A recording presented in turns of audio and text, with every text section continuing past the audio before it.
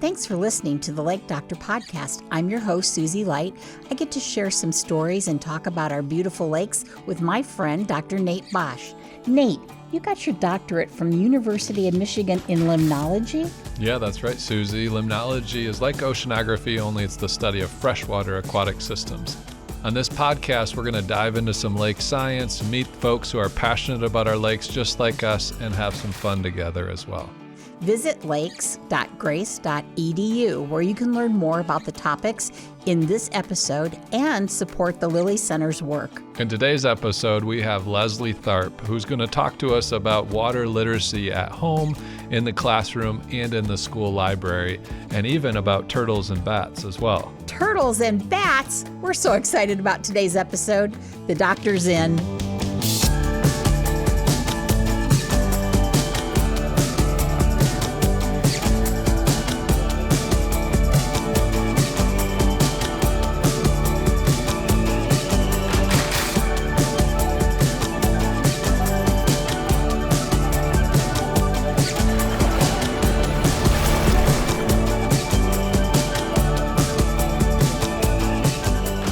Thanks for tuning in to this episode of the Lake Doctor Podcast. We have a real treat for you today. Leslie Tharp is joining us from North Webster, where you are the school librarian at North Webster Elementary School. Leslie, welcome. Thank you so much. Tell us a bit about yourself. So Leslie Tharp. So I am originally from Brookville, Indiana, so southeastern Indiana. I moved up here 2012, I think, with my husband, who lives at Camp Crosley.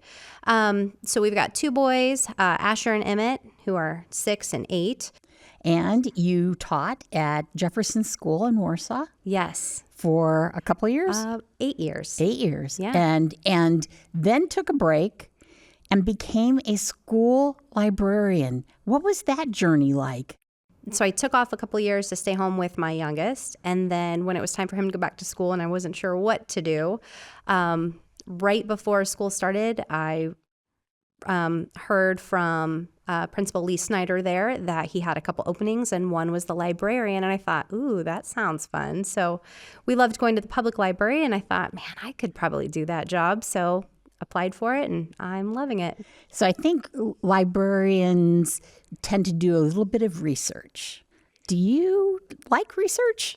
I do like research. And specifically some turtle research? Absolutely. We've done lots with turtles at my house. So I heard that Leslie's a turtle expert. Yeah. The turtle whisperer from North Webster. Camp Crosley's been important in your family and your life. Tell us why. So I came to this area right after college to be a summer camp counselor at Camp Crosley, and I was lucky enough to meet my husband there. Camp Crosley is on Tippecanoe Lake. Little Tippy. Little yeah. Tippy, Jameson. a little love on the lake. That is exciting, Leslie. So you met your husband there. He was a camp counselor too? He worked there full time. Okay. Yeah, but he used to be a counselor the summer before. And so now you guys are living near the camp, at the camp? We do live at the camp. Yes. With your kiddos? Yes, we do. Adam is the maintenance supervisor there. And with that position, they had the ability to give us a home to live on as well. So my boys are very lucky to be able to live at such a pretty place. So when did your love for turtles start? Well, I always liked turtles as a child. Just it's become more excessive here recently. Even as a little girl, my mother would always be the person who would stop on the side of the road. Oh, let's help this turtle cross the road. We always had talks about that as a child. But when we moved to Camp Crosley 2 summers ago, we got to experience for the first time turtles coming out of the lake and meandering all over our yards to find a spot to lay their eggs. So that was the first time in my life that I've got to experience that, which I think is really cool to experience it with my children too. So we're all kind of learning about it.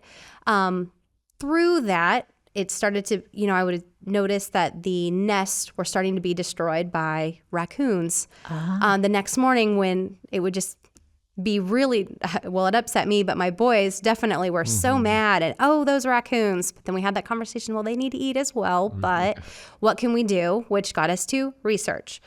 So went online and found that you can make turtle nest protectors, just using 2x4s, some chicken wire, and some nails. And we were able to build them together. So then it became our family project. So as the turtles would lay eggs, the boys and I would walk around and spot where did the mothers go, and once they were finished and they covered them all up, we would, while they're walking away, go cover them up and place rocks on top just to make sure the raccoons weren't getting all of the nests.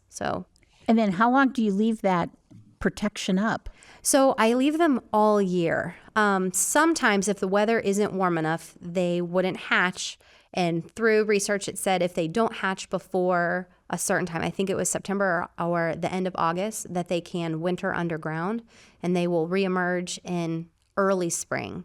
So last year was the first year we were able to experience that. We were able to find at least 4 baby turtles. When we weren't looking for them, they would just start walking by our house. And so the fact that we got to see some of, the labor of love that we had, see some of them make it to the water was just kind of that, yes, we did it. Even the next spring. Yes. Wow. Wow, I had no idea. That's really cool. I didn't either. Amazing what research can, Yes, it is. what direction it can take you in. Yeah. So now that you're part of the Lilly Center, first of all, explain how you are part of the Lilly Center through your aquarium. Yes. So the Lilly Center got a hold of us and asked if we would consider being a part of their Lake in the Library program.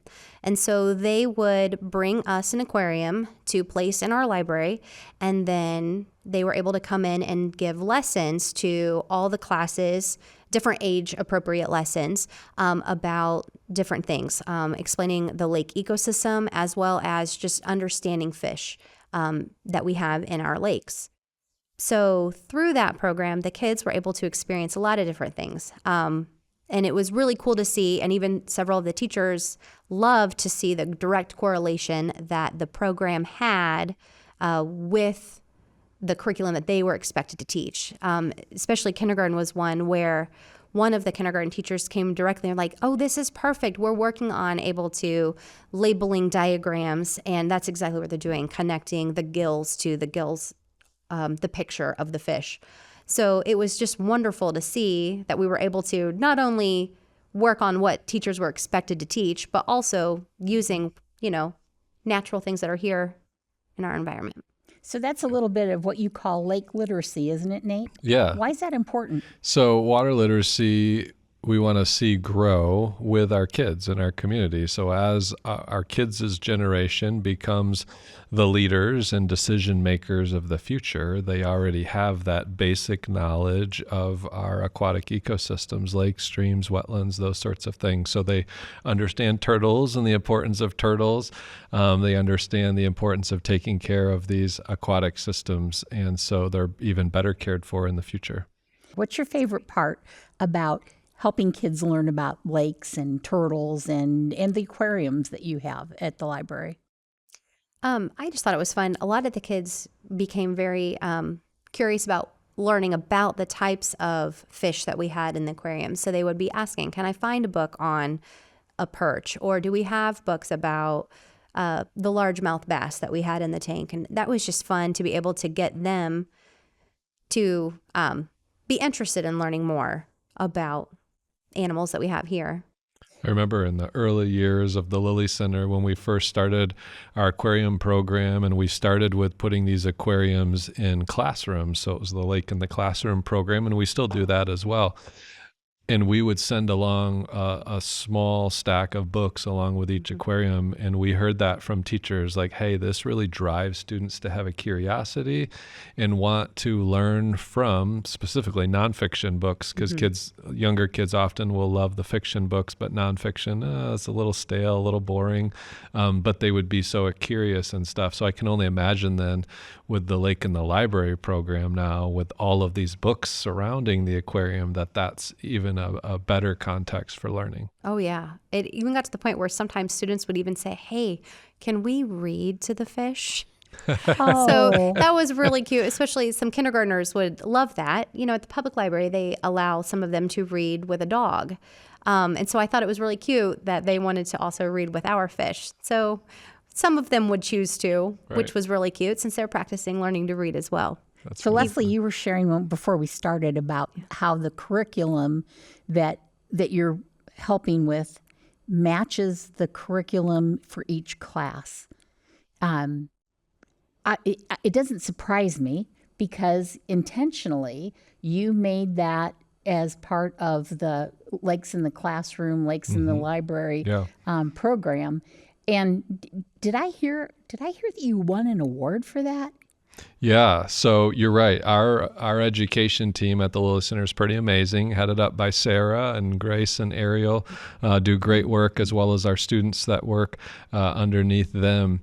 And they do, when they develop these new lesson plans, new programs like Lake in the Library, they connect all of those things to our Indiana state standards, which the teachers are accountable for in our state to teach in their curriculum. And so it's perfectly mapped out, and it's good to hear that teachers are noticing that. And speaking of awards, you asked about that. A few years back, we received the Governor's Award for the top environmental education program in the state of Indiana. So super. Yeah, pretty proud about that. And I think that it might help teachers make their job a little bit easier on a topic that can be kind of dry. We've heard people say things like science was dull and boring, not to us geeky people that like science, right? Or research. But thank you for doing that. That is an exciting opportunity for our teachers and the kiddos in our community. There is one thing I want to ask you about. Yeah. You implemented something called tank safety in the library. Oh. Yes. Do you want to share a bit about what tank safety was? I think we could take a good lesson from that. Excellent. Well, when the Lilly Center first brought us the tank to stay in the library for the year, students were all super excited to go see the fish first. And so as they started to kind of, run towards the tank, we had to stop and talk about some tank safety. So I made the students kind of take some time to think about how they felt when they first came to school. Some of them kind of pointed out, I felt really shy, a little nervous, a little scared. So we tried to remind them that, well, the fish kind of feel the same way right now. They don't know you, and there's a lot of you, and we're being really loud and excited right now. So we need to give them some of that space, kind of like we asked you to give space for your friends in class. And another thing we pointed out was making sure that we're not right up against the tank, since they need some areas to hide as well, and then not tapping the tank, as that can be they can startle them as well, kind of like somebody, tapping at you. Leslie, you talked about helping kids in the classroom learn, but I think that you've got a really good experience in your family. Tell us about how you're working with your kiddos, not just in creating turtle egg protection cases, but helping your kiddos learn about the environment in the lakes. Yeah, so even living at camp, we've talked a lot with the boys. I remember growing up and we would often skip rocks on the water, and the boys like to do that too. And I think that's just something all kids like to do, but it's led to having conversations with my boys about, hey, well, let's think about where should those rocks be? What's the purpose of those rocks? Yes, there are some rocks in the lake. We've had that conversation. But we really should leave kind of nature the way that it is, so we're not leaving all of our footprints a little bit.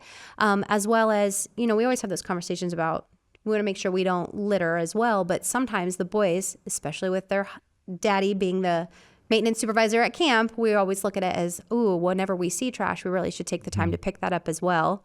And then just make sure we wash our hands, just because we're going to be saving not only the animals that might be in our lakes or the squirrels that are in the area, but also just helping nature to keep doing its thing without human interference.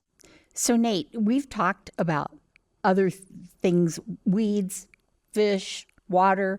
We haven't talked about why turtles are important to the ecosystem of the lakes. Yeah, so turtles are going to be an important kind of link in the the ecosystem of our lakes, and partly because of them being omnivores. And so they're going to be eating both plants and also I'm glad other you explained animals. omnivore. Let's do it again. Plants and other animals. So an herbivore would be just eating plants, carnivore would be just eating animals, but an omnivore would be eating both of those. And so turtles will eat some of the aquatic plants that are in our lakes and in our streams, our ponds, our wetlands, but they'll also eat other animals. And so some of the bigger snapping turtles, for example, might eat small ducklings that are going through the water. Maybe that's not a really nice thought to think about, but it is part of the ecosystem. Yeah, they'll eat fish and insects and snails, sometimes other smaller turtles, and so yeah, they're eating both plants and animals. What eats turtles?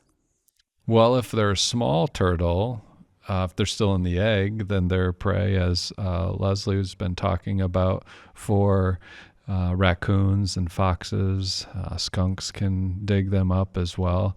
When they are still small yet, they can be pretty easy prey for a bird maybe, or like I said, other larger turtles might eat them. When they get to be good size, then there's very little that would eat the turtle at that point. Leslie, tell us a bit more about the research that you're doing, either in the classroom or with your kiddos, about turtles. Kind of even my boys kind of started that. After we started to protect the nest, the boys were asking, well, how long are we going to see the babies hatch? And so that led us to, let's kind of look it online, and you find a variety of information. So then we said, well, let's go to the public library, and we found a couple books there as well. And so, we researched kind of how long does it take for the eggs to Hatch? Incubate. Yeah, incubate. Yeah. And then when will they hatch? Then it even got to the boys were asking, well, what other kinds of turtles do we have? So the kinds that we have, I believe that we are experiencing are red-eared sliders. But then it got into the conversation of, well, what's the difference between a turtle and a tortoise? And so we even found one great book at the public library that covered a variety of turtles, even just weird turtles that I didn't even know existed, including like the snake-necked turtle that the boys were like, oh, that's the neatest one since it's got like a neck like a snake, which I did not enjoy, but they loved it, to finding like the largest tortoises that you could find, like the Galapagos tortoise. And so it just kind of it's becoming a love for not only me, but my boys as well. Yeah. So red-ear sliders live around here. What other kinds of turtles live in our area? Well, snapping turtles would be one that gets pretty large. Painter turtles. We've had map turtles that we've seen before as well. What is map turtle? Well, they, as the name would suggest, have little lines that kind of resemble a map. On the shell? Okay. Yeah. And then a red-ear slider has a dark shell? It kind of, a lot of times we see them with mud on their shells, so it's kind of hard sometimes to see their coloring, but on the side of their faces you can see some of the red and some like yellow veins almost looking kind of like they've been painted on their faces, but usually there's like a red band that I'm seeing on them, unless they're painted turtles as well, and they could be. Yeah. Could be a variety. Red ear slider would have that red ear spot that's kind of unique to it. So when I was a kid, we talked about leatherback turtles. Do we have those here? Yeah, also known as soft shell turtles, and we've got those in our lakes as well. Yeah, and as the name would suggest, their shell is a little bit more flexible. It would kind of feel like your fingernail more than a snapping turtle shell, although I don't suggest you try to touch a snapping turtle shell, but it would feel much harder to you than what a soft shell turtle's shell would feel. And snapping turtles can do quite a bit of damage to a person if they would be bitten by one. Yeah, those their mouths are pretty strong. I was just picking one up in our yard coming up to lay eggs, and it got into our pasture where our dog was, and our dog, she was barking at it, and it wasn't a good place to lay eggs, and so I was moving it off to the side, and it was definitely trying to bite me the entire time. So, Leslie, you talked about when you were a kid, your mom taught you about stopping and helping turtles in the road. Yeah. So what are some guidelines that you would give to people that were in that kind of situation? They want to help a turtle. Well, so one thing that my mom always reiterated was you want to make sure you move them in the direction that they're already walking. They already have like their own mind. They know where they want to go, but because they are slower and sometimes they just need that little extra help to get across the road safely. So you want to move them in the direction that they were already traveling. But then when you're finished with it, we had a side conversation earlier as well, as I experienced it once with my boys watching me move a turtle.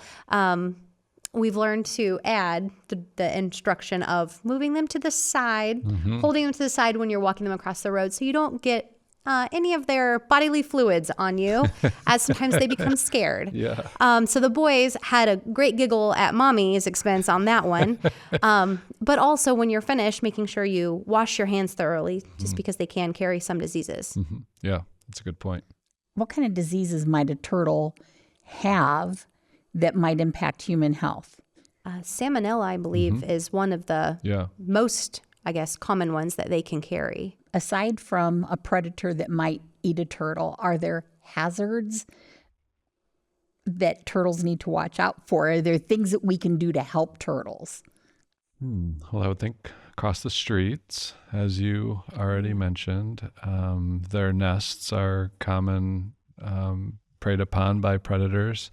And so helping out that. I know in this area, not as much trouble with these species that we've talked about as being endangered, but in other parts of the world, you've got sea turtles, which are threatened or endangered. I remember my wife and I were on a beach in Costa Rica one time and got to see sea turtles emerging up out of the sand and then scurrying down to the shore. That was a highlight of that trip. And they had, similar to what you were talking about, Leslie, they had these little areas around to keep any predators away, and they would usually have a little plaque on it which said when the eggs were laid, when they're expected to be hatched, and then people would keep an eye out and just shine red lights when you're walking around them so as not to mess up the turtle's sense of direction with the moon and stuff like that. So Leslie, you did talk about helping your kiddos understand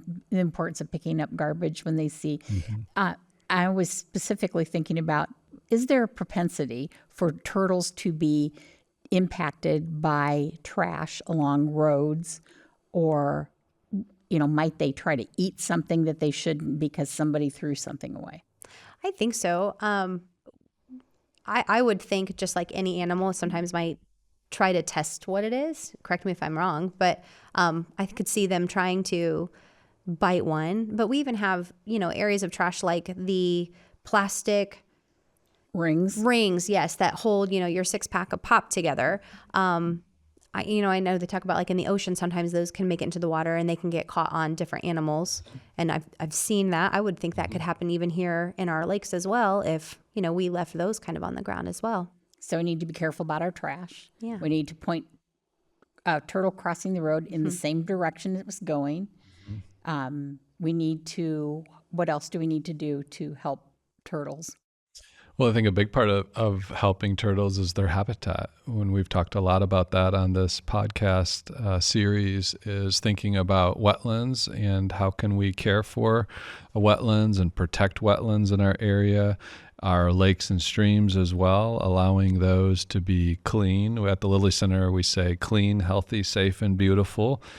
Clean, healthy, safe, and beautiful lake is going to be a good lake for a turtle to live in. And so that goal, as we see movement in that direction, we'll see better habitats for our turtles too. Great.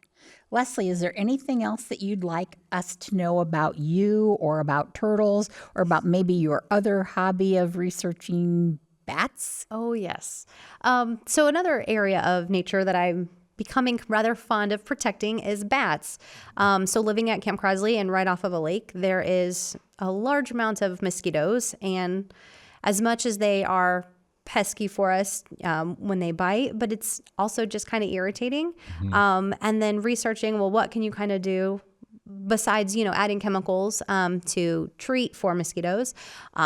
We found out bats are kind of the number one predator for mosquitoes. And so we've started to invest in getting some bat houses at our house. And for the first time this year, we were able to get some bats in our bat houses. Really? So that's great. a fun experience to kind of watch and just kind of listen to them chirp a little bit here and there. And once we've had some of their heads, hanging out of the bat house as well. So that's been fun just to see, experience from a safe aspect. But it's just really neat to know that we have some natural things that kind of help us fight some of our pests. Did you know, Susie, that I like to explore caves in southern Indiana? I did not know that. That's one of my hobbies, is spelunking. Yes. And I love seeing the Indiana brown bat in those caves, and we have those around here as well, either in bat houses or shagbark hickory trees are another good habitat for bats up under the bark in different spots. And so, bats are a really cool part of our ecosystems here in Indiana. So being a doctor of limnology and caving, are you exploring caves with lakes?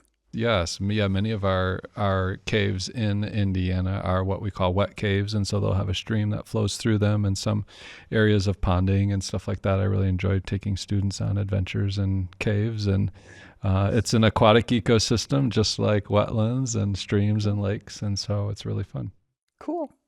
I am glad that you are paying attention to bats and turtles and that you like caves. I'll stay home and listen to birds in my wetlands. Leslie, thank you very much for being here today. We sure have enjoyed learning about your research with turtles and about your family and the efforts that you're making to protect turtle eggs. Even learning about bats has been fun. So thanks very much for joining us. Make sure you stay tuned. We have an exciting segment coming up.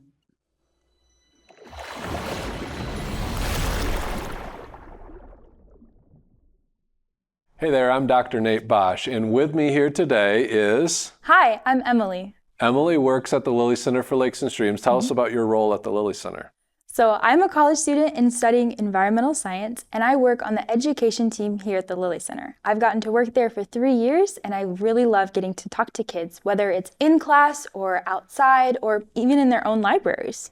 And that's what we're going to talk about today, is our Lake in the Library program. Tell us a little bit about that program and how it works. Yes, our Lakes in the Library program is one of my favorites. In this program, we have collaborated with different elementary schools and our own aquarium team. What we do is we provide 40-gallon aquariums to different elementary schools here in Kosciuszko County.